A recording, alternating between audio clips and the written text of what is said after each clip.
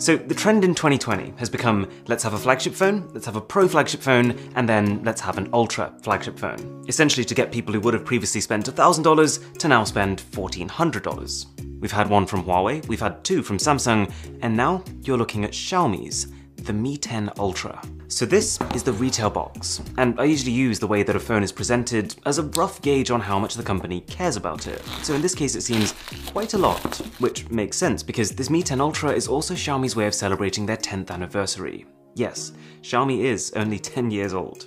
So the first thing inside the box is just a card with what I believe is simplified Chinese on it. You've got the smartphone. This is clean packaging, a SIM ejector tool, and below that is a hard case. And it's not just plain, it is lightly textured, which is definitely an improvement. There's a headphone jack adapter, a USB-C cable for charging, and the most powerful charger you can possibly get on a commercial smartphone. And here's the Mi 10 Ultra.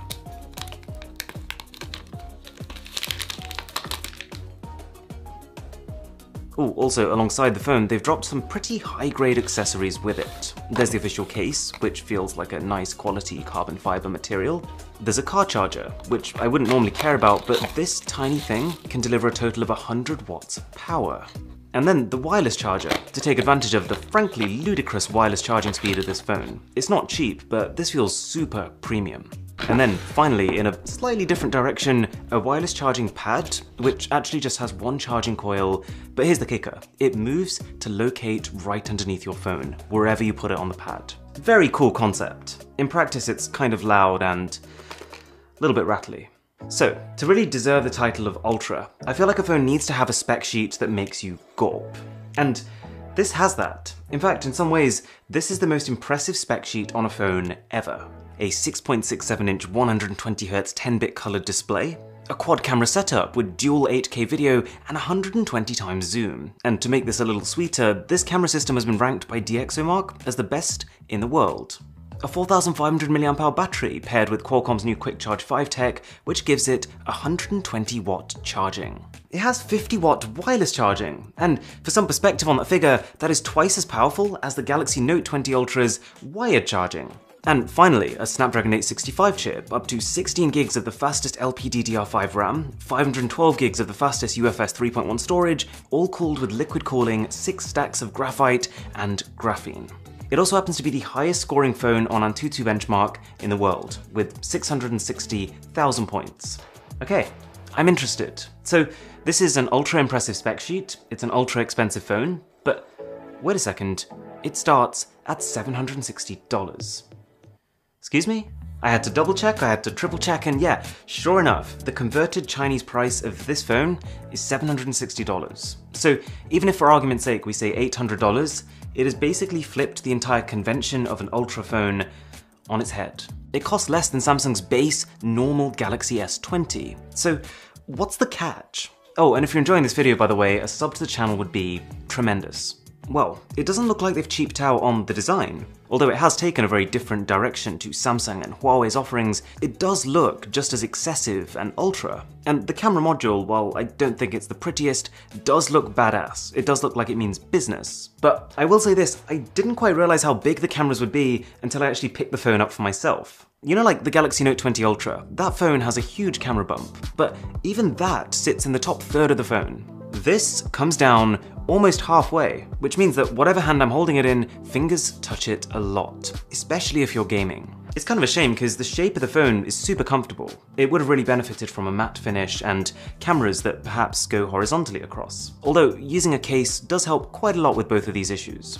And actually, just using this day to day, just trying to find the hidden catch that must be there somewhere, I really struggled.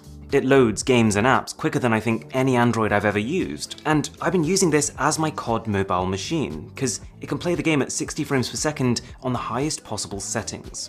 The haptics when you're typing are pretty good, its dual speaker setup is very good, but the one thing that I've been marveling at, which I wasn't expecting to be marveling at, is the software. It's running Xiaomi's MIUI 12, and I think the best way to describe it would be with the word artistic. It's gone down a very different path to Google's stock Pixel software, but I was surprised how much I liked it. I like the new fonts, the organization of the settings menu, and how almost every action you do has a corresponding animation and haptic feedback. You leave an app, you see its icon change. You uninstall something and watch it explode, sending a shockwave through the rest of your apps. They've got these new wallpapers, they call them super wallpapers, and even though they do take up something ridiculous like 90 megabytes a file, they really are quite special. For starters, flicking between your screens, you'll see the background rotate. Okay, but then pop your phone into standby and it'll zoom all the way out of this rocky planet face to show you a global view. And without you even realizing what's happened, in that process it has seamlessly transitioned to its power-saving always-on display. And the whole thing even follows day and night cycles.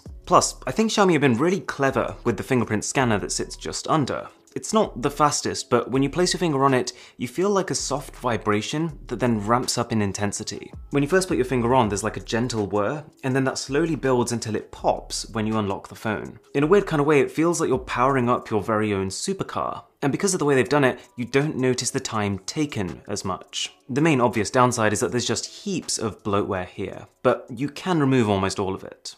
But anyways, you're probably wondering, this is the highest rated camera in the world. So how good is it actually?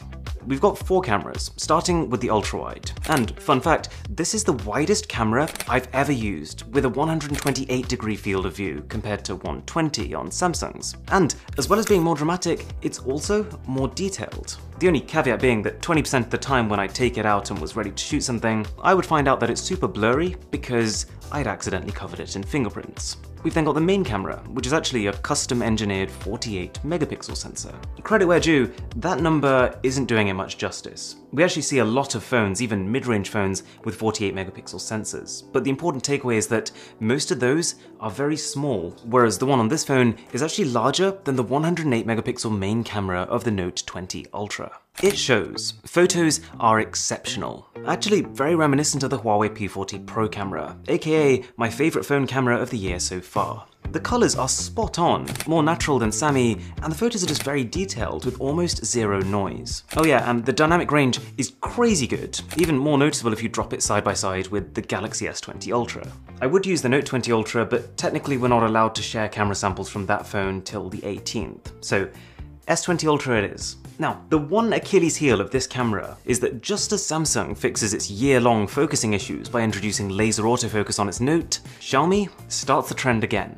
It's sometimes completely fine with people and big objects, but try to focus on anything fine, like small flowers, and it just can't do it, no matter how many times I tap the screen to try and make it. It's so frustrating. Not because it makes it a bad camera at all, but because this was so close to being the perfect 2020 smartphone camera. Even its nighttime performance is, put simply, about as good as phones get, at any price. But okay, we've got to talk about the most ridiculous spec on the entire ridiculous spec sheet. The fact that this camera can zoom in 120 times. Which of course implies that it's even better than the already very impressive 100 times zoom on the S20 Ultra. See, that phone is using a high-resolution 4x optical zoom camera, and because it's high resolution, even once you reach its 4x zoom level, you can still zoom in a fair bit further without ruining the image. But this phone, by the looks of it, has just taken the same image sensor and dialed up the magnification from 4x optical zoom to 5x optical zoom. If I'm being really honest though, in practice, it's about the same. Don't get me wrong, the zoom is phenomenal. You can zoom 30 times into a sign and very clearly read it. But I'm just saying, compared to the Galaxy S20 Ultra, you probably won't tell much of a difference, so don't pay too much attention to that 120 times number. Although, do bear in mind, from what I remember, the Galaxy S20 Ultra zoom was not as good at launch as it is now, so it's very possible that because this is so new, it will improve over time. Oh, also, Xiaomi've created quite a cool spin-off feature from this zoom. It's called front and back, and it allows you to pick basically any combination of 2 different cameras on this phone, including the front camera, and record them at the same time. That leaves us with the final camera, which is just a 2x optical zoom. And this has 2 purposes. A, to keep your image sharp throughout the entire zoom range, not just sharp at one times and then sharp again when you get really far in, but also to take portraits, because portraits taken at 2x zoom just generally have less distortion than using the 1x camera and going right up to your subject. And they're actually really good portraits on the face of it, they're just not as detailed as the main camera. Oh yeah, and it's got 8K video recording on both the main camera and the 5x telephoto. I don't think any other phone can do this, although you will need a very well lit environment for this to be any good. So, in a lot of ways, I agree with DxOMark. I can't believe I'm saying this, but as an overall package, this is probably the best set of cameras on a phone. And I had so much fun testing it out, I completely killed my battery, so I whacked it on charge. And at this point, I wasn't really thinking about its charging speed. I'd kind of forgotten about it, so I went downstairs, I started making some tea, I came back up and I was fully ready to just work on something else while I waited, but then I realized it's on 50% charge after literally 6 minutes. Now, I've never been the biggest advocate of fast charging, just because I'm someone who charges my phone overnight, and if you do that, it doesn't really matter. But, I mean, this is so fast that you can't help but just want to give them a little round of applause.